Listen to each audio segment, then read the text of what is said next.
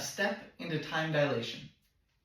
So, time dilation is famous for Einstein, but this is a guy called James Clerk Maxwell. Imagine you're in a car or something and you have a baseball. If I throw that baseball, let's say at 5 kilometers a second, to me that baseball looks like it's traveling at 5 kilometers a second. Now, if I'm traveling in my car at an extra 3 kilometers a second, then to him it looks like the ball is coming out at 8 kilometers a second. This makes sense, it's fairly intuitive. The issue, and what this guy discovered, is what happens when you apply it to light. So imagine you're in a spaceship. Let's say you're going at 50,000 kilometers a second, and you turn on a flashlight. Since you're moving, you see it going out at 300 kilometers a second. Let's say you have a guy resting on another planet. If he sees you turn on that light, for him, he's going to see the light travel at the same speed you do.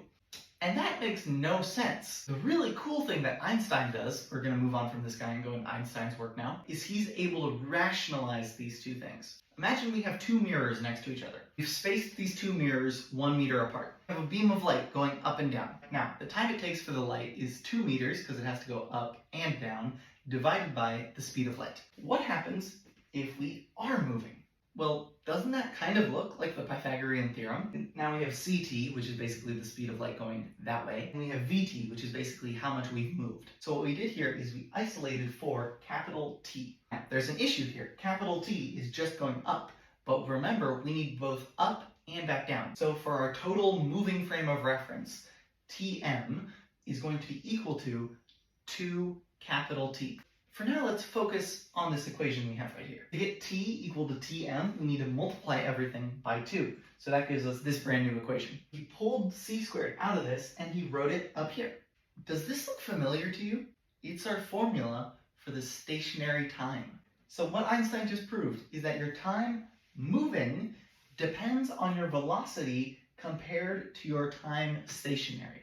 But this has a lot of cool implications that I think people have to learn when it's kind of very obvious from the formula. Your time depends on how quick you're moving. And we never notice it because the speed of light is so stinking fast that this fraction right here is basically 0 all the time. So in most cases, this is equal to this.